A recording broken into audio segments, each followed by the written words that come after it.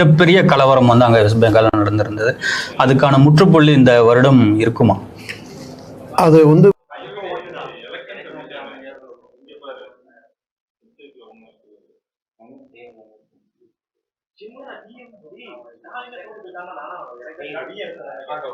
வெறும் முற்றுப்போட இல்லாம அதுக்கு ஒரு கமா போட்டுனா அதுக்காக மீண்டும் பழி கண்ணுக்கு கண் ரத்தத்துக்கு ரத்தம் அந்த மாதிரி நான் சொல்லல. அந்த விளையாடிகள் கிரிமினல்கள் சட்டத்தின் முன்பு நிறுத்தப்பட்டு அவர்களுக்கு உரிய உச்சபட்ச தண்டனை ஃபாஸ்ட் ட்ராக் கோர்ட் மூலமாக வழங்கப்பட வேண்டும் என்பதுதான் என்னை போன்ற தேசியவாதிகளின் ஒரு சாதாரண கடைக்கோடி தொண்டனின் ஒரு எண்ணமாக கோரிக்கையாக இருக்கின்றது. இது ஒரு லாங் ப்ராசஸ். நீங்களே பார்த்திருப்பீங்க, தேர்தல் நேரத்தில் எந்த அளவுக்கு காட்டாட்சியை அவிழ்த்து விட்டாங்கன்னு. கேண்டிடேட் வரையும் தாக்குதல் நடத்தியிருந்தாங்க. 1970களில் திராவிட முன்னேற்ற கழகம் எப்படி தமிழகத்தில் ஒரு காட்டாட்சியை கொண்டு 1970களில் திராவிட முன்னேற்ற கழகம் எப்படி தமிழகத்தில் ஒரு காட்டாட்சியை கொண்டு சென்றாங்களோ அதை போன்ற ஒரு 10 மடங்கு 20 மடங்கு காட்டாட்சியை கொடுத்தவர் தான் இந்த மம்தா பானர்ஜி. காட்டாட்சி முடிவு கட்டப்பட்டு மக்களாட்சி மீண்டும் மலர்கின்றது என்பது மிகவும் மகிழ்ச்சியான தருணம். அது இல்ல, எந்த மாநிலத்திலையும் வந்து மக்கள் வந்து எங்களை ஓட்டு போட விட மாட்டேங்கிறாங்கன்னு புலம்புனதில்லை. ஆனா வெஸ்ட் பெங்கால்ல இந்த வாட்டி அதை நம்ம பார்த்து வீடு பூந்து அதுவும் பெரும்பாலான இந்துக்கள் தெருவுக்கு வந்து போராட்டம் நடத்த யார் பிஜேபி காரன்னு பார்த்து குறி வச்சு அவங்க வீட்டில் போய் அடிச்சு அந்த தெருவையே கலவர பூமியாக்கி, அப்புறம் கனிகாந்த் சௌத்ரி அப்படின்னு சொல்லி காங்கிரஸ்ல ஒரு அமைச்சர் இருந்தார். மால்டா பகுதி, அந்த மால்டா பகுதி முழுக்க வங்கதேசத்தவர்கள் குடியமர்த்தப்பட்டு அதை கிட்டத்தட்ட ஒரு மினி பாகிஸ்தான் மாதிரி, நம்ம ஊர் மக்களுக்கு புரியணும்னா ஒரு பாகிஸ்தான் மாதிரி அந்த மாவட்டத்தையே உருவாக்கி அப்படி ஒரு அழிச்சாட்டியம் பண்ணி அங்கே மக்களை வாக்களிக்க விடாமல் யார் யாரெல்லாம் பிஜேபி காரணம், யார் யாரெல்லாம் பிஜேபிக்கு வேலை செய்கிறவனோ, இல்லை எவெல்லாம் பிஜேபிக்கு ஓட்டு போடுவாங்கிற ஒரு சிந்தனை இருக்கோ அவங்களெல்லாம் வீடு பூந்து தாக்கி நீ ஓட்டு போட்டு நீ தெருவில் நடமாட முடியாதுன்னு சொல்லி ஒரு ஒரு கிரிமினல்களுடைய கையில் தான் இந்த மம்தாவோட ஆட்சி இருந்தது. இந்த கிரிமினல்கள் ஆட்சி அகற்றப்பட்டு கிரிமினல்கள் சட்டத்தின் முன் நிறுத்தப்பட வேண்டும், கடுமையாக தண்டிக்கப்பட வேண்டும். அதுவும் ஒரு டைம் ஃப்ரேம் ஃபிக்ஸ் பண்ணி 2 மாதம் 3 மாதம் 50 நாள் 75 நாள் டைம் ஃப்ரேம் ஃபிக்ஸ் பண்ணி கோர்ட்டு மூலமாக அவங்களுக்கு தீர்ப்பு வழங்கப்பட்டு, என்ன கேட்டாக்க அங்கே இதில் கிடைக்கப்படக்கூடிய தீர்ப்பானது வாழ்நாளில் யாரும் அரசியலில் கிரிமினலாக இருக்க வேண்டும் என்று என்பதற்கு சிந்திக்க வேண்டும். அந்த அளவுக்கு ஒரு உச்சபட்ச தண்டனை கிடைக்க வேண்டும். 5 மாநில தேர்தலில் வந்து பிஜேபி குறிப்பா வெஸ்ட் பெங்காலுக்கு அதிக முக்கியத்துவம் கொடுத்திருந்தாங்க. அமித்ஷா 15 நாள் வெஸ்ட் பெங்கால்லே தங்கி இருந்தாரு. வார் ரூம்க்கெல்லாம் நேரடியா போயிட்டு ஆய்வும் பண்ணியிருந்தாரு. அது இந்த தேர்தலில் எப்படி கடுமையான உழைப்புக்கான பங்களிப்பு. நீங்க வந்து அவர் 2014 போது உத்தரப்பிரதேசத்தில் சோர்வடைந்திருந்த பிஜேபியை தூக்கி நிறுத்தி மத்தியில் பிரதமராக மோடி வருவதற்கு தமிழகத்தில் தான் முதலில் அவரை பிரதம வேட்பாளராக அண்ணன் பொன் ராதாகிருஷ்ணன் அறிவித்த கூட்டத்தில் ராஜ்நாத் சிங் அகில பாரத தலைவராக இருந்த பொழுது திருச்சியில் இளந்தாமரை மாநாடு, பின்னர் குடுவாஞ்சேரியில் SRM பல்கலைக்கழகம் அருகில் நடந்த கூட்டத்தில் அறிமுகப்படுத்தி பின்னர் உத்தரப்பிரதேசத்தில் மிகப்பெரிய அளவில் வெற்றி பெற்றது. தமிழகமும் அதன் பங்களிப்பை அந்த தேர்தலில் வழங்கி இருந்தது. அதை போன்ற ஒரு உத்வேகத்துடன் அமித்ஷா அவர்கள் களத்திற்கு வந்து தான் ஒரு சாணக்கியன் என்பதை மீண்டும் மீண்டும் நிரூபித்துக் கொண்டே இருக்கின்றார். எப்பொழுதுமே வெற்றி மட்டுமே பேசப்படும். நீங்கள் கடுமையான உழைத்தோம், தமிழகத்தில் நாங்கள் கடுமையாக உழைத்தோம் அப்படின்னா கூட ஒரு கவுன்சிலர் வந்தபோது நாங்கள் மட்டற்ற மகிழ்ச்சி அடைஞ்சோம். இன்னைக்கு ஒரு மாநிலத்தையே, அதுவும் இந்தியாவில் இருக்கக்கூடிய மிகப்பெரிய மாநிலம், 290+ சீட் இருக்கக்கூடிய மாநிலத்தை, ஒரு மிகப்பெரிய அளவில் இருக்கக்கூடிய மாநிலத்தை இன்னைக்கு ஆட்சிக்கு ஜனநாயக ரீதியில் நம்ம மீட்டு அங்கே இருக்கக்கூடிய மக்களாட்சியை கொண்டு வருதுங்கிறது ஒரு சாதாரண வேலை கிடையாது. சுவேந்து அதிகாரி கூட கடுமையான உழைப்பு இந்த அதில் சுவேந்து நல்ல வேலை நீங்கள் இதையும் கேட்டீங்க. தமிழ் ஊடகம் எவ்வளவு ஒரு கேவலமாக, அதுவும் திமுக கண்ட்ரோலில் இருக்கக்கூடிய மக்கள் அதிகமாக பார்க்கக்கூடிய ஒரு சேனல் சன் டிவி, அதில் சுவேந்து அதிகாரி வந்து கள்ள ஓட்டு போட வந்த மேற்கு வங்கத்தவர்களை விரட்டி அடிக்கிறார். அதுக்கு இவன் என்ன போடுறான், பின்ன அவர் போகும்போது PSO கட்சிக்காரங்க எல்லாரும் ஓடி வரும்போது வாக்குச்சாவடியிலிருந்து பாஜக தலைவர் விரட்டி அடிக்கப்பட்டார் அப்படின்னு ஒரு கேவலமான சீழ்பிடித்த மனோநிலையில இங்க கூட தமிழகத்தில் அதோட தாக்கம் இருக்கு பாருங்க. மேற்கு வங்கத்தில் இருக்கக்கூடிய ஊடுருவல்காரர்கள் சிந்தனை தான் இங்க சன் டிவியில் இருக்கிறவனுக்கு இருக்குங்கிறதா இதன் மூலமாக நாம் தெரிந்து கொள்கிறோம். சுவேந்து அதிகாரி அவர்கள் சாதாரணமான ஏதோ ஏசி ரூமுக்குள்ள உட்கார்ந்து அரசியல் பண்றவர் இல்ல. அமித்ஷா போன்றே, நரேந்திர மோடி போன்றே களத்திற்கு வந்து மிக கடுமையாக வேலை செய்யக்கூடியவர். என்பதை நிரூபித்து இன்றைக்கு அவர்தான் ஒரு மாலுமி போன்று அந்த கப்பலை செலுத்தி வெற்றி பாதைக்கு அழைத்து செல்கின்றார். நிச்சயமா சார். தமிழக தேர்தல் களம் கிட்டத்தட்ட 9:50 மணி இப்போ. ஏடிஎம்கே 69 இடங்கள்ல முன்னிலையில இருக்காங்க, டிஎம்கே 56, டிவிகே 89. எப்படி சார் பார்க்குறீங்க? இது வந்து முத்துவேல் கருணாநிதி ஸ்டாலின் இன்னும் நான் வர வாய்ப்பு இருக்கா? எப்படி? கிட்டத்தட்ட இல்லைங்கிற மாதிரி தான் இருக்கு. ஆனால் இன்னும் 1 மணி நேரம் போனாதான் நம்மளுக்கு ஒரு இப்போ வந்து இட் இஸ் ஃப்ளூயிட். கிட்டத்தட்ட இதே போஸ்டல் ஓட்டு ரெண்டிங்கும் வந்துகிட்டு இருக்கு. போஸ்டல் ஓட்டு முடிஞ்சு ஒரு ரவுண்டு முடிஞ்சிருக்கணும் இத்தனை நேரம். ஆனால் என்ன இருந்தாலும் உங்களுக்கு ஒரு 2-3 ரவுண்டு போனதுக்கு அப்புறம் தான் நம்ம அதை சொல்ல முடியும். திராவிட முன்னேற்ற கழகம் 40-42 இப்போ கொஞ்சம் கொஞ்சமாக மேலே ஏறி அவங்களும் 50, இப்போ எவ்வளோ 52, அவங்க 58 இருக்கா. 58. ஏடிஎம்கே வந்து அவங்க ஏடிஎம்கேக்கும் டிஎம்கேக்கும் கிட்டத்தட்ட 30 சீட்டு கேப் இருந்தது. ஆமாம், இப்போ 16 சீட்டு கேப்புக்கு அந்த லெவலில் வந்திருக்கு. டிவிகேக்கும் ஏடிஎம்கேக்கும் 30 சீட்டு கேப் இருந்தது. ஆமாம், இப்போ அதுவும் வந்து ஒரு 20 சீட்டாக குறைஞ்சிருக்கு. அதனால இந்த ட்ரெண்ட் எப்படி போகுதுங்கிறது இதே மாதிரி போகுதா இல்லை இதில் ஃப்ளக்சுவேஷன் இருக்கா அப்படிங்கிறத இன்னும் 1 மணி நேரம் கழித்து தான் தெரியும். ஆனால் எதுவாக இருந்தாலும் மக்கள் சக்தி முன்பு திராவிட முன்னேற்ற கழகம் தோற்று போய்விட்டது. ஆணவத்தில் பேசின திமுக காரங்கள்லாம் நாங்கள் வந்து முத்துவேல் கருணாநிதி என்னும் ஸ்டாலின் நான், உதயநிதி ஸ்டாலின் நான் அப்படின்னு அந்த அகம்பாவத்தில் பேசினவங்க நான் என்று இருந்தவர்கள் அந்த அகந்தையை அழிக்கும் விதமாக அது அதிமுக ஆட்சிக்கு வருதா இல்லை டிவிகே ஆட்சிக்கு வருதா, ஒருவேளை திமுகவே நாளை இன்னும் கொஞ்சம் மேலே ஏறி ஆட்சியை பிடிக்குதா, அதெல்லாம் தாண்டி திராவிட முன்னேற்ற கழகம் என்ற ஒரு கட்சியானது வக்ர புத்தி நிறைந்த கட்சியானது எப்படி மம்தா பேகம் அங்கே பிஜேபிக்காரர்களை துன்புறுத்தினாரோ அதே போன்று இங்கே தேசியவாதிகளை, குறிப்பாக இந்து தேசியவாதிகளை துன்புறுத்தி இன்புற்ற ஒரு சாடிஸ்ட் ஆட்சி திராவிட முன்னேற்ற கழகத்திற்கு ஒரு முடிவு கட்டப்படும் என்றுதான் நான் நினைக்கின்றேன். தப்பித்தவரை ஒருவேளை இவர்கள் ஆட்சிக்கு வந்தால் கூட ஒரு பெரிய அளவில் அவங்களால ஒரு கம்பிங் மெஜாரிட்டி. தேர்தலுக்கு பிந்தைய கருத்து கணிப்பு நம்ம ஒரு இதுவாக பார்க்கணும்ல. 3 கணிப்பு மட்டும்தான் வந்து ஏடிஎம்கே பிளஸ் டிவிகேன்னு சொல்லியிருந்தாங்க. மற்ற எல்லா கணிப்புகளும் டிஎம்கேக்கு சாதகமாக தானே. ஒரே ஒரு கணிப்பு தான் டிவிகே வரும்னு சொல்லிச்சு. ஆமாம், ஆக்சிஸ் மை இந்தியா 115 சீட்டோ என்னமோ கொடுத்து 98 கொடுத்துருந்தாங்க. அவங்க மட்டும்தான் அதிகமாக வரும்னு இருந்தாங்க. நான் கூட ஏதோ ரூம்குள்ளே உட்காந்து எழுதுறான் அப்படிதான் நினச்சிட்டு இருந்தேன். நான் கூட வேற ஒரு இதில் பேசும்போது, இந்த தினமலர் இதில் பேசும்போது சொன்னேன், இதில் வந்து எல்லாமே நீங்கள் கவனித்து பாருங்கள், நியூஸ் சேனல்ஸோட ஏஜென்சிஸ் தான் அதை பண்ணி கொடுக்குறாங்க. தமிழ் நியூஸ் சேனல் எந்த லட்சணத்தில் செயல்படுதுன்னு நமக்கு நல்லா தெரியும். இப்போ சுவேந்த அதிகாரிக்கு சொன்னாங்க, பொங்கல் விடுமுறைக்கு வந்து இல்லாத அவங்களே என்ன சொன்னாங்க, எங்களுக்கு பொங்கல் ஞாயிற்றுக்கிழமை வருதுங்க, அதனால நாங்கள் அதை எங்களுக்கு வேற ஒரு நாளில் எடுத்துக்கிறோம்னு சொல்லி மத்திய அரசு ஊழியர்களே சொன்னதை வந்து மோடி தமிழர்களை வஞ்சித்து விட்டார், பொங்கலுக்கு லீவ் விடல அப்படின்னு பொங்கின தற்குறி பயல்கள்லாம் சேர்ந்து ஒரு நெரேட்டிவ் செட் பண்ணுறதுக்கு திமுகவுக்கு ஊடக அடியாள் வேலை பார்த்தாங்க. இதில் வந்து ஒரு குறிப்பிட்ட சேனலில் இருக்கக்கூடியவர், அவரும் திமுகவுக்கு முன்கள பணியாளராக திகழ்ந்தவர், காலப்போக்கில் விஜய் பக்கம் அவர் சாயிறார் அப்படின்னு சொல்லி அவரை வந்து சோசியல் மீடியாலையும் சரி பொது வெளியிலையும் சரி திராவிட முன்னேற்ற கழகத்தை சேர்ந்த தற்குறிகள் அவர் மீது தனிநபர் தாக்குதல் தொடுத்தார்கள். இன்னொருத்தர் பத்திரிகையாளர் போர்வையில் இருக்கக்கூடிய ஒருத்தர் சென்னையில் அதிக அளவில் டிவிகேக்கு வாக்கு விழுந்திருக்கு. உடனே அவர் நாங்கள் போட்ட பிச்சை அது அந்த பையன் இருக்கான் பாருங்க, அவன் பொறுக்கி திங்கிற பையன். அதில் வந்து நம்ம தனிநபர் தாக்குதல் நடத்தக்கூடாது அப்படின்னா அவன் தனிநபர் கருத்து சொல்கிறாங்க, அவன் கருத்தை மறுத்து தானங்க சொல்லணும். நம்ம ஒரு திமுகவுடைய மேடையில் ஏறி பேசுகிறான், திமுகவுடைய அஃபிஷியல் மேகசின் முரசொலியில் கட்டுரை எழுதுகிறான், ஆனால் அந்த பையன் வந்து பத்திரிகையாளரான்.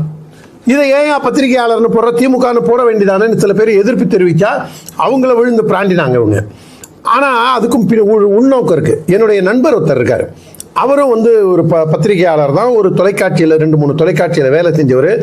அவர் அப்படியே பதறாரு, இந்த கம்யூனிஸ்டுகள் எல்லாம் இப்படி இருப்பார்களா, இந்த கம்யூனிஸ்டுக்காரர்கள் எல்லாம் இப்படி மாறி போய்விட்டது தான் எனக்கு அதிர்ச்சியாக இருக்கிறது, திமுகவை எல்லாரும் எப்படி வசைப்பாடுகிறார்கள், இந்த பயலெல்லாம் இன்னைக்கு தற்கொலை பண்ணிக்காமல் இருக்கணுமேனு பயமாக இருக்குது. இவனுக்கு ஏதாவது தீக்குளிச்சு வச்சு இல்லை விஷம் குளிச்சு செத்துருவான்லோங்கிறதையும் நம்ம சிந்திக்க வேண்டியதாக இருக்குது.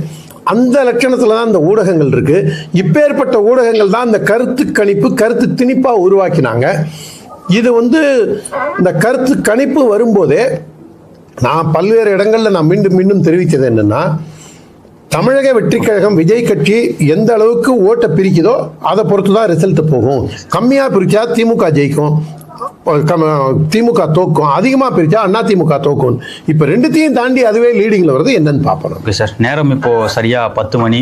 எலெக்ஷன் கமிஷன் ஆஃப் இந்தியா வெப்சைட்ல ஒரு புது அப்டேட் ஒன்று கொடுத்துருக்காங்க. என்னன்னாக்க லீடிங்ல தாவேகா 47 இடங்கள்லையும், ஏடிஎம்கே 44, டிஎம்கே 20, பாட்டாளி மக்கள் கட்சி 2, காங்கிரஸ் 2. இந்த தகவல் வந்திருக்கு. பாரதிய ஜனதா பத்தி ஏதாவது வந்திருக்கு அதுல, அது பார்ப்போம். இது வந்து எலெக்ஷன் கமிஷன் பாஜக ஒரு இடத்துல அப்டேட் பண்ணது. ஆமா, அபிஷியலா டிக்ளேர் பண்ணதுல இருந்து வந்திருக்கும்னு நினைக்கிறேன். ரவுண்ட் வைஸ் வந்திருக்கும். இது ப்ரொஜெக்ஷன்ஸ் எப்படி போகுதுன்னு பார்ப்போம்.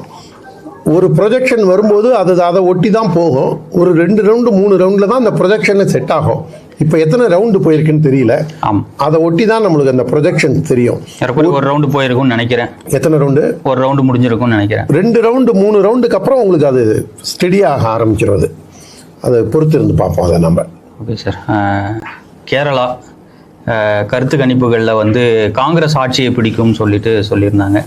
கேரளாவை எப்படி நம்ம பார்க்கலாம்? கேரளாவில் இப்போ கிட்டத்தட்ட அவங்க 80-50ங்கிற ஒரு ரேஷியோவில் இருக்காங்கன்னு நினைக்கிறேன். அதில் என்டிஏவும் பாரதிய ஜனதா கட்சியும் எலெக்ஷன் கமிஷன் ஆஃப் இந்தியா வெப்சைட்லையும் காங்கிரஸ் தான் லீடிங்கில் இருக்காங்க. 49 இடங்கள்ல லீடிங்கில் இருக்காங்க. லெஃப்ட் சிபிஐஎம் வந்து 29, ஐயுஎம்எல் 17, சிபிஐ 12, மற்ற கட்சிகள் போட்டிருக்காங்க. அதில் நான் வேற ஒரு இதில் கொஞ்ச நேரம் முன்னாடி பார்த்தேன், பிஜேபி 2 அப்படின்னு சொல்லி போட்டிருந்தது. ஓ ராஜகோபால் ஒருத்தர் தான் 2016 எம்எல்ஏ ஆனாங்க. அதுக்கப்புறம் சட்டமன்றத்தில் ரெப்ரசன்டேஷன் இல்லாமையே கிட்டத்தட்ட இருந்தது. இந்த தேர்தலில் சட்டமன்றத்தில் எப்படியும் ஒரு 8 சீட்டு வரைக்கும் உள்ள நுழையறதுக்கு வாய்ப்பு இருக்கும். டபுள் டிஜிட்டில் வந்தால் கூட ஆச்சரியப்பட இல்லை அப்படிங்கிற மாதிரி ஒரு பேச்சு இருக்கு. அதில் வந்து கம்யூனிஸ்ட் அங்கேயும் துடை தெரியப்படுகின்றது என்பது ஒரு சந்தோஷமான விஷயம். அதில் கம்யூனிஸ்டுகள் இல்லாத ஒரு நாடு முதல் தரையாக வராங்கல்ல. காங்கிரஸ் வந்து லெசர் ஈவில். நீங்கள் பார்த்தீங்கன்னா சபரிமலை ஐயப்பன் போராட்டத்தை முன்னெடுத்தவர் ரமேஷ் சென்னிதாலா. ஆர்எஸ்எஸ் பிஜேபிக்கு ஈக்குவலாக தன்னுடைய பங்களிப்பை வழங்கியவர். ஆனால் அந்த கட்சியோட தலைமை, தேசிய தலைமை பார்க்கும்போது அது இத்தாலி தலைமை. அதெல்லாம் நம்மளுக்கு ஒரு சங்கடப்படக்கூடியது தான். ஆனால் ரஷ்யாவை பார், சைனாவை பார் அப்படின்னு அந்த உண்டியல் குலுக்கிகளுக்கு பதிலாக லெஸ்ஸர் ஈவில், இதில் எரியுகிற கொள்ளியில் எந்த கொள்ளி நல்ல கொள்ளின்னு பார்க்க வேண்டியதாக இருக்குது. அந்த கொஞ்சம் கம்மியான இதாக இருக்கக்கூடிய காங்கிரஸ் கட்சி இப்போ இதாகி வருது, எவால்வ் ஆகி வருது. அதில் வந்து நம்மளுக்கு கழுத விட்டையில முன் விட்டையா பின் விட்டையா எது வசதிங்கிற மாதிரி இதில் வந்து லெஸ்ஸர் ஈவில் பார்க்க வேண்டியதாக இருக்குது. அசாமை பொறுத்த வரைக்கும் பார்த்தீங்கன்னா பிஜேபி 52 இடங்கள்ல லீடிங்கில் இருக்காங்க. காங்கிரஸ் 15, பிஓபிஎஃப் 9, ஏஜிபி 6, இன்னொரு பார்ட்டி 3. அங்கே தலைவன் கலக்கிறான்னு தான் சொல்லணும். ஹிமந்தா பிஸ்வா சர்மா அவர் வந்து ஒரு அரணாக இருந்து இன்ஃபில்ட்ரேட்டர்ஸை தடுத்து அங்கே வரக்கூடிய வங்கதேசவர்களை எல்லாம் நான் உன்னை கொண்டு போய் கேம்பில் போட்டுருவேன், அதுக்கு இங்கே இருக்கிறவன்லாம் கதறலாம். ஆமாம், அதுக்கு வந்து சம்மந்தமே இல்லாமல் எங்கேயோ அடித்தான் பல்லு போச்சாங்கிற கதையா இங்கே உள்நாட்டில் தமிழ்நாட்டில் இருக்கக்கூடிய பிரச்சனைகளெல்லாம் பார்க்காம அஸ்ஸாம் ஏன் அவர் அப்படி செய்கிறாரு ஹிமந்தா பிஸ்வாஸ், அதுவே இதுவேன்னு சொல்லி என்ஆர்ஏ, சிஏஏ, என்ஆர்சி அப்படின்னு சொல்லி இங்கே வாயிலையும் வயத்துலையும் அடிச்சுட்டு கதறினாங்க. அந்த கதறலை நாம் மீண்டும் ரசிக்கிறதுக்கான தருணத்தை ஹிமந்தா பிஸ்வாஸ் ஏற்படுத்தி கொடுக்குறாரு. ஹிமந்தா பிஸ்வாஸ் போன்ற இன்னும் பல தலைவர்கள் இந்த நாடு முழுவதும் உருவாக வேண்டும். அஸ்ஸாம்லேயும் அவரை மாதிரி இன்னொரு 10 தலைவர்கள் இருந்தாதான் அஸ்ஸாமுடைய மாண்பு காக்கப்படும். அஸ்ஸாம் வந்து நீங்கள் இன்னைக்கு நேற்றுக்கு அந்த இதில் மாநிலத்தில் இருக்கக்கூடிய பிரச்சனை இல்லை. 50 ஆண்டுகளுக்கு முன்பாகவே வங்கதேச இன்ஃபில்ட்ரேட்டர்ஸை எதிர்த்து ஒரு கட்சி ஆரம்பிக்கப்பட்ட அஸ்ஸாம் கண பரிஷத், ஏஜிபி. அது 2014 பிஜேபியோட கூட கூட்டணியில் இருந்தாங்க. பிஜேபியும் பல்வேறு காலகட்டங்களில் ஏஜிபி ஆதரிச்சிருக்கு. அவங்க வந்து மண்ணின் மைந்தர்கள் அப்படிங்கிற கோஷத்தை முன்னெடுத்து அஸ்ஸாம் மாநிலம் பாதுகாக்கப்பட வேண்டும் அப்படிங்கிறதுக்காகவே ஆரம்பிக்கப்பட்ட இயக்கம். அவங்க மாணவர்கள்லாம் சேர்ந்து ஆரம்பித்த இயக்கம். பிரஃபுல்லகுமார் மகந்தா முதல்வராக இருந்தார். பின்னாட்களில் பிஜேபியுடன் ஒரு செக்ஷன் கூட்டணி வைத்தது, மற்றொரு செக்ஷன் தனித்து இயங்கியது. இந்த ஊடுருவல்காரர்களை எதிர்த்து ஆரம்பிக்கப்பட்ட இயக்கம் 50 ஆண்டுகளுக்கு முன்பாகவே முன்னோடியாக திகழ்ந்த மாநிலத்தில் இருந்து மீண்டும் பாரதிய ஜனதா கட்சி இப்போ சக்சஸ்ஃபுல் கன்சிக்யூட்டிவ் 3வது டைமாக வராரு. தமிழ்நாட்டில் திராவிட முன்னேற்ற கழகம் ரெண்டாவது ஆட்சியை பிடிக்கிறதுக்கே அவங்களுக்கு வந்து நுர தள்ளுது. அவங்களுக்கு மாடு வண்டியில் கட்டி பாரம் இழுத்துட்டு போகும்போது அது வெயிட் தாங்காமல் அது ரொம்ப சோர்ந்து போய் நுர தள்ளுற மாதிரி இப்போ திராவிட முன்னேற்ற கழகம் அது வந்து தன்னுடைய அந்த இதுக்கு சக்ஸஸ்ஃபுல் மார்க்குக்கு போகுமா இல்லையான்னு தெரியாத அளவுக்கு. ஆனால் இவங்களுக்கு பேசுகிற பேச்சை பாருங்கள், என்னமோ வந்து ஜிடிபியில் நாங்கள் தான் நம்பர் 1, ஏதோ தமிழ்நாடுன்னு இது தனி நாடு அப்படின்லாம் நினச்சி இங்கே தனி மனித இண்டெக்ஸ் பாருங்கள் எப்படி இருக்குது பாருங்கள் அப்படின்லாம் சொல்லி இவங்கெல்லாம் தங்களை தாங்களே ஃபுல்ஸ் பேரடைஸ் மாதிரி பாராட்டிக்கிட்ட இந்த பயிலுவேங்க. தொடர்ந்து 3வது முறையாக ஒரு முதல்வர் வராரு. அதே மாதிரி ரங்கசாமி பாண்டிச்சேரி தான். அதுவும் பார்த்தீங்கன்னா காங்கிரஸ் வந்து சிங்கிள் டிஜிட் கொண்டு போயிட்டாங்க. இப்போ 10க்கு கீழே போன தடவை இருந்ததை விட பர்ஃபார்மன்ஸ் கீழே. அதனால் நாடு முழுக்க பாரதிய ஜனதா கட்சி முன்னோக்கி சென்று கொண்டிருக்கின்றது. இது இந்த நாட்டின் ஒருமைப்பாட்டை உறுதி செய்யும் விதமாக, இந்த நாட்டின் மாண்பையும் இந்த நாட்டின் பண்பாடு கலாச்சாரத்தை பாதுகாக்கும் விதமாக மக்கள் பாஜகவை நோக்கி நகர்வதானது மிகவும் நல்ல விஷயம், வரவேற்கத்தக்கது. ஓகே சார், தமிழ்நாடு தேர்தலை பொறுத்த வரைக்கும் எல்லாரும் ஒரு எழுப்புற கேள்வி, பெரும்பான்மை யாருக்கு கிடைக்கும், ஒருவேளை பெரும்பான்மை கிடைக்காத பட்சத்தில் என்ன ஆகுன்ற ஒரு கேள்வி இருக்குல்ல. மேலே இருக்கிறவன் பார்த்துப்பான் அப்படின்னு கவுண்டமணி சொல்கிற மாதிரி, அந்த மாதிரி இவர் சொல்கிற மாதிரி மேலே இருக்கிறவன் பார்த்துப்பான் அப்படின்னு கடைசியில் எல்லாரும் எங்கே போய் நிற்பாங்கன்னு நேற்று வேறு சில கட்சிக்காரங்கள்ட்ட, மாற்று கட்சிக்காரங்கள்ட்ட பேசிட்டு இருந்தேன். ஒரு கம்யூனிஸ்ட்காரரு, ஒரு டிஎம்கேக்காரரு, அதில் காங்கிரஸ்காரரும் ஒருத்தர் வந்து சேர்த்துக்கிட்டார். இந்த காங்கிரஸ்காரர் சொன்னார், ஏங்க இந்த மாதிரி நாளைக்கு ஒரு வேளை ஃப்ராக்சர்டு மேண்டேட்டாக தமிழ்நாடு என்றைக்குமே அந்த மாதிரி வந்ததில்லை, இப்போ போகிறதும் வந்து அதிமுகவோ தாவேக்காவோ ஆட்சி கட்டிலுக்கு வருவாங்கங்கிற மாதிரி தான். மைனாரிட்டி ஆட்சியில் இருந்திருக்காங்க இல்லை, கருணாநிதி பீரியடில் இருந்திருக்காங்க. உங்களுக்கு வந்து அது ஃப்ராக்சர்டு மேண்டேட்டாக ஏடிஎம்கே அது பக்கத்தில் இல்லை. அப்போ வந்து அவங்க ஏடிஎம்கே வந்து அவங்களுக்கு தேவையானது ரொம்ப அதிகமான சீட்டாக இருந்தது. அப்போ வந்து ஒரு மைனாரிட்டி கவர்மெண்ட்டை ரன் பண்ணியிருக்காரு. மூதறிஞர் ராஜாஜி காலத்துலேயும் மைனாரிட்டி கவர்மெண்ட்டாக இருந்தது மெஜாரிட்டியாக மாற்றினாங்க. அதெல்லாம் இருந்திருக்கு. ஆனால் ஒரு குழப்பமான நிலை தமிழ்நாட்டில் நிலவியது கிடையாது. அந்த மாதிரி தான் இருக்குங்க அப்படின்னு நான் சொன்ன போது அதுக்கு இந்த காங்கிரஸ்காரர் சொன்னார், மேலே இருக்கிறவன் பார்த்துப்பான் ஓடியா, எந்த நேரத்தில் இந்த பயலை வச்சு சொன்னானோ தெரில, இது அமித்ஷா திமுகன்னு சொன்னானோ என்னமோ தெரில, இந்த திமுகவே நாளைக்கு அமித்ஷா தயவில் தான் வாழணும் அப்படின்னு சொல்லி ஒருத்தர் சொன்னார். கிட்டத்தட்ட அந்த மாதிரி போனால் இன்னும் அது அதிக சந்தோஷப்படுவேன் நான். பார்ப்போம், பொறுத்திருந்து பார்ப்போம். ஓகே சார், தமிழ்நாடு தேர்தலில் இந்த எலெக்ஷன் கேம்பெயினில் தனி மனித தாக்குதல் அதிகமாக இருந்தது. அதை தொடங்கி வச்சது உதயநிதி. அதை எப்படி எடுத்துக்கலாம்? ஒவ்வொரு தேர்தலும் இது தொடர்ந்துக்கிட்டே இருக்கு. அதாவது அவங்க வந்து திராவிட முன்னேற்ற கழகம் இப்போ தற்குறி அப்படின்னு விஜய் கட்சியை சொன்னாங்க. என்ன காரணத்துக்கு சொன்னாங்கன்னு கேட்டிங்கன்னா, அவன் வந்து டிவிகேன்னு கத்துறான், விஜய் தளபதினு கத்துறான், எல்லாரும் வந்து அவரை பார்த்தா அப்படியே கண்ணீர் வடிக்கிறாங்க, குழந்தைகள் வாங்கி போறாங்க, விஜய் மாமாக்கு ஓட்டு போடுங்க அப்படின்னு சொல்லுது. உதயநிதி மாமாக்கு ஓட்டு போடுங்கன்ற வீடியோ கூட தான் வந்தது. அது யாரும் பெருசா பேசல. இல்லை, நீங்க அது கூட ஒரு எக்ஸப்ஷனல் வீடியோவா இருக்கும். இது விஜய்க்கு வந்தது அதிகமா இருக்கும். இவ்வளவு விஷயங்கள் நான் சொன்னேன். இந்த இதில் அவரை பார்த்து ஒரே ஆனந்தம் அடையிறது, வீடியோ போடுறது, இதனால யாருக்காவது எந்த பாதிப்பாக இல்லை. யாவனாவது செத்து போனானா? இல்லை. ஆனால் இந்த திராவிட முன்னேற்ற கழகங்கிற ஒரு கட்சி, அது அவருடைய தோற்றமே ஒரு தப்பான, அதோடைய பிறப்பே தப்பான பிறப்பு. திராவிட முன்னேற்ற கழகம் நான் வந்து உடனே கேவலமாக பேசுகிறேன் அப்படின்னா, திமுக பேசாத கேவலத்தை நாம் ஒன்றும் பேசலையே. இந்த திராவிட முன்னேற்ற கழகம் மொழிப்போருங்கிற பேரில் பல அசிங்கமான ஆபாசமான விஷயங்களை அரங்கேற்றியது. 2 போலீஸ்காரங்களை மாட்டு வண்டியில் கட்டி திருப்பூரில் அந்த மாட்டு வண்டியை கொளுத்தி அவங்களுடைய மேதாவிலாசத்தை காமிச்சது திராவிட முன்னேற்ற கழகம். ரயிலை கொளுத்தினது திராவிட முன்னேற்ற கழகம், பஸ்ஸை கொளுத்தினது திராவிட முன்னேற்ற கழகம், வியாபார வணிக நிறுவனங்களை அடித்து நொறுக்கியது திராவிட முன்னேற்ற கழகம். இந்துக்களின் புனித மத சின்னமான திருநீரையும் பெருமாளின் பாதமாக கருதக்கூடிய திருநாமத்தையும் கொச்சையாக அருவருப்பாக பேசியது. இப்போ சமீபத்தில் 6 மாதம் முன்னாடி பொன்முடி பேசினார். அதை அழித்து நக்கி குடுமியை வெட்டி நம்முடைய பண்பாடு கலாச்சாரத்தை கேவலப்படுத்தும் விதமாக நம்முடைய இதிகாச புராணங்களை அருவருப்பாக பேசி பலரை கொதிநிலைக்கு இட்டு சென்று மாப்போ சிவஞானம் போன்றவர்கள், புலவர் கீரன் போன்றவர்கள், திருமுருக கிருபானந்த வாரியார் போன்றவர்கள் எல்லாம் மனம் நொந்து போய் தெருவில் வந்து போராடியது இந்த திராவிட முன்னேற்ற கழகம் என்ற தற்குறி கட்சியை. உண்மையான தற்குறி யாருன்னா திராவிட முன்னேற்ற கழகம் தான் தற்குறி கட்சி. திராவிட முன்னேற்ற கழகம் தான் பண்பாடு கலாச்சாரத்திற்கு எதிரான கட்சி.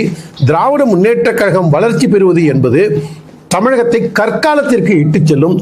இந்த தேர்தலுடன் திராவிட முன்னேற்ற கழகம் அழிக்கப்பட்டு விட்டது என்பது மட்டும்தான் தமிழக மக்களுக்கு நல்ல செய்தியாக இருக்கும். இல்லை, இந்த தேர்தலில் வேட்பாளர்களே வந்து முரண்பாடாக நிறுத்தி வச்சிருக்காங்க. இல்லை, நன்னிலத்தில் எஸ்டிபிஐ அந்த தொகுதியெல்லாம் முஸ்லீம்களுக்கு கொடுத்தது. இல்லை, ஒரு விதத்தில் அதை நல்லதாக பார்க்குறேன். ஏன்னா நான் சொல்றது ரொம்ப வக்கரமாக இருக்கும். தயவு செஞ்சு லைவ்ல தானே போகுது. அப்போ பிரச்சனையே இல்லை. இந்த எஸ்டிபிஐக்கார பயலுக்கு தான் வந்து திருப்புவனம் ராமலிங்க கொலையில் எஸ்டிபிஐக்கு தான் இன்வால்மெண்ட் இருக்குன்னு சொல்லி அதில் 6 பேர் தேடப்படும் குற்றவாளிகளாக இன்னை வரைக்கும் என்ஐஏனால தேடப்படும் குற்றவாளிகளாக இருக்காங்க. SDPI Popular Friends of India சேர்ந்து தான் ராமலிங்கத்தை கொன்னார்கள் என்று எஸ்டிபிஐ சேர்ந்த பாப்புலர் ஃப்ரெண்ட்ஸ் ஆஃப் இந்தியாவை சேர்ந்த பலரும் கைது செய்யப்பட்டுள்ளார்கள். அதோட தலைவர் தான் இப்ப இதுல நிக்கிற ஆளு, நன்னிலத்துல நிக்கிற ஆளு நெல்லை முபாரக். அந்த பயல ஒரு 10 தெரியாவது கூப்பிட்டு என்னைய விசாரணை நடத்தி அந்த ஆள வீடெல்லாம் தேடி இருக்கு. அந்த ஆள் ஒரு அடிப்படைவாதத்தை சார்ந்தவன். எப்படி இந்த மகாயச்ச ஜவருல்லா அப்படின்னு ஏன் மகாயச்ச அப்படின்னு சொல்றோம், நான் அந்த பயல உள்ள ராஜா அண்ணனை எவ்வளவு கேவலமா பேசுறானேன்னு தெரியும். அதனால யாருக்கு என்ன மொழி புரியுமோ அவங்களுக்கு அந்த மொழியில தான் பதில் சொல்லணும். இந்த ஜவருல்லாவும் கோயம்புத்தூர் பாம்புல திருடாவான். இஸ்லாமியர்களுக்கு வர வேண்டிய பணத்தையே, அதாவது பிணத்தை காண்பித்து வாங்கிய பணத்தை தின்று வயிறு வளர்த்த பையதான் ஜவஹர்லா. நான் சொல்லல, கோர்ட்டே சொல்லியிருக்கேன். ஆமா, அந்த மாதிரி ஒரு இன்னும் அரெஸ்ட் பண்ணல. அந்த அளவுக்கு இவனுங்கெல்லாம் வந்து ஒரு மத வெறியர்கள். இந்த நெல்லை முபாரக் நன்னிலம் தொகுதியில நல்லா பட்டையா நாமளாவது திருநீரை பூசணும், நல்லா சந்தனத்தை பூசிட்டு காவி துண்டை தலையில கட்டிக்கிட்டு அந்த பையன் வணக்கம் சொல்லி ஓட்டு கேட்டதை பார்க்கும்போது எல்லையற்ற ஆனந்தம் அடைந்தேன். அதுல அடிப்படைவாதிகள்லாம் என்ன, இந்த நெல்லை முபாரக் என்ன சொல்லியிருக்கான், வணக்கம் சொல்வது தவறு, இஸ்லாமிய மதத்துக்கு எதிரானது. படைத்தவனை தான் வணங்க வேண்டும், படைப்புகளை வணங்கக்கூடாது, கையெடுத்து கும்பிடுறது தப்பு அப்படின்னு சொன்ன பயல இந்த தமிழ் பண்பாடு, தமிழ் கலாச்சாரம், தமிழ்நாட்டின் நாகரிகம் அந்த பயலையும் தெருவில் இறங்கி கும்பிட வச்சதோடு இல்லாமல் பட்டையா திருநீரையும் சந்தனத்தையும் குங்குமத்தையும் பூசிக்கிட்டு அவன் நின்னது வந்து எனக்கு ரொம்ப சந்தோஷமான விஷயம். அந்த ஆளும் தோக்குறான். எனக்கு தெரிஞ்ச மகாயத்தையும் தோப்பான்னு நினைக்கிறேன் நாகப்பட்டினத்தில். இது வந்து ஒரு அரசு யார் பேர் என்ன, பன்னியரசு. ஓ, தோப்பான்னு தான் சொல்றாங்க. என் காதுல வேற விழுந்தது. அந்தாலும் தோப்பான்னு தான் நினைக்கிறேன். பாப்போம். விடுதலை சிறுத்தைகள் அவரே புலம்பியிருக்காரு நேத்திக்கு. ஆமா, அவர் வந்து ஓலா யூபர் வாயரே நேத்திக்கு விசிகா தொண்டர்கள் யாரும் களத்துல வேலை செய்யல, அப்படியே இல்லைன்னா அறுத்து தள்ளுவானு இவனுங்க. வேலை செஞ்சா நீ காட்டும் நாளில் நின்று ஜெயிக்க வேண்டியதானே. எம்ஆர்கே பன்னீர்செல்வத்தை உண்மையிலேயே நான் எம்ஆர்கே பன்னீர்செல்வத்தை பாராட்டுறேன்.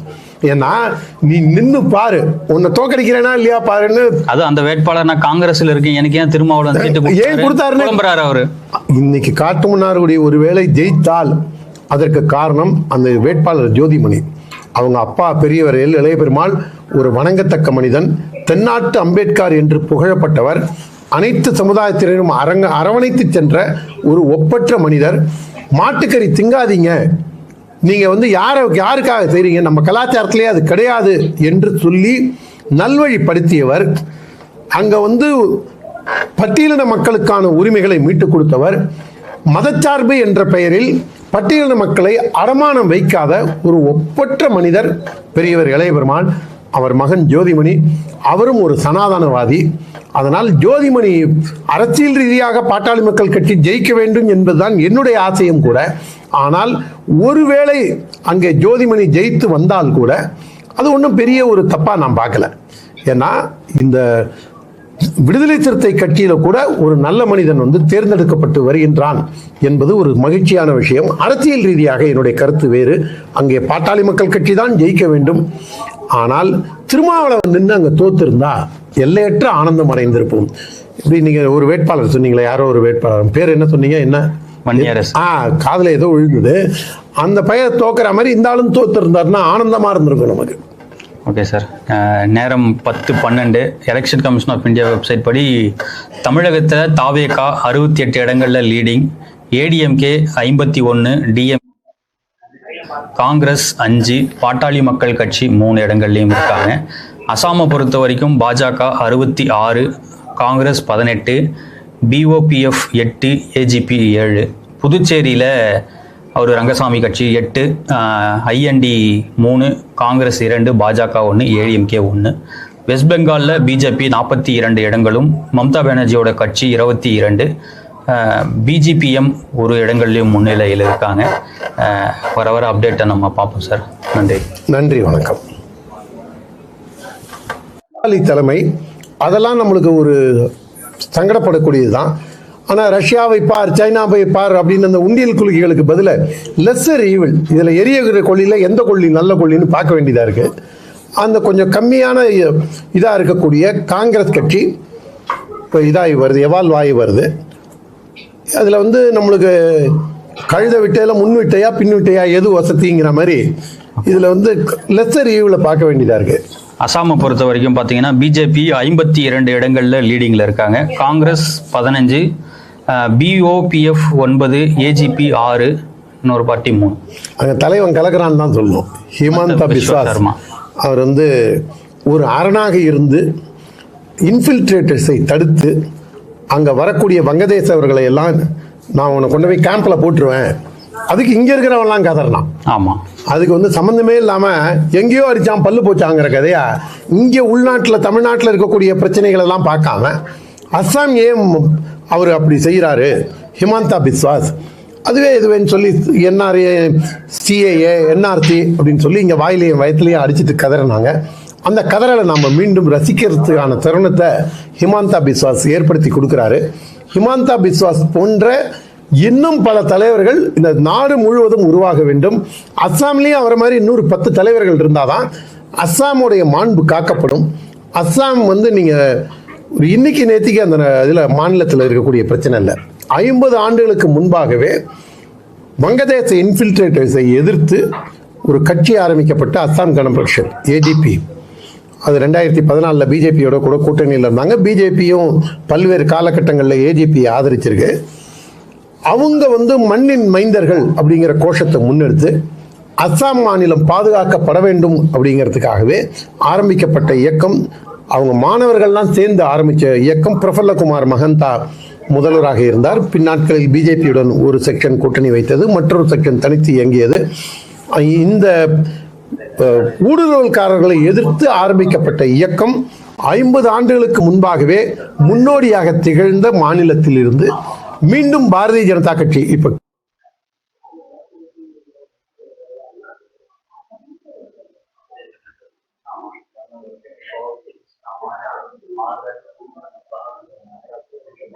சக்சஸ்ஃபுல் கன்சிக்யூட்டிவ் 3வது டைமா வராரு. தமிழ்நாட்டில் திராவிட முன்னேற்ற கழகம் 2வது ஆட்சி பிடிக்கிறதுக்கு அவங்களுக்கு வந்து நீ பாரம் எடுத்துட்டு போகும்போது அது வெயிட் தாங்காம ரொம்ப சோர்ந்து போய் நோத்தல்ற மாதிரி திராவிட முன்னேற்ற கழகம் அது வந்து தன்னுடைய அந்த இதுக்கு சக்சஸ்ஃபுல் மார்க்குக்கு போகுமா இல்லையான்னு தெரியாத. ஆனால் இவங்க பேச பாருங்க, என்னமோ வந்து ஜிடிபியில் நாங்கள் தான் நம்பர் 1, ஏதோ தமிழ்நாடுன்னு இது தனி நாடு அப்படின்லாம் நினைச்சு இங்கே தனி மனித இண்டெக்ஸ் பாருங்க எப்படி இருக்கு பாருங்க அப்படின்லாம் சொல்லி இவங்கெல்லாம் தங்களை தாங்களே ஃபுல்ஸ் பாரடைஸ் மாதிரி பாராட்டிக்கிட்ட இந்த பயிலுவேங்க. தொடர்ந்து 3வது முறையா ஒரு முதல்வர் வராரு. அதே மாதிரி ரங்கசாமி பாண்டிச்சேரி தான். அதுவும் பார்த்தீங்கன்னா காங்கிரஸ் வந்து சிங்கிள் டிஜிட் கொண்டு போயிட்டாங்க. இப்போ 10க்கு கீழே போன தடவை இருந்ததோட பர்ஃபார்மன்ஸ் கீழே. அதனால நாடு முழுக்க பாரதிய ஜனதா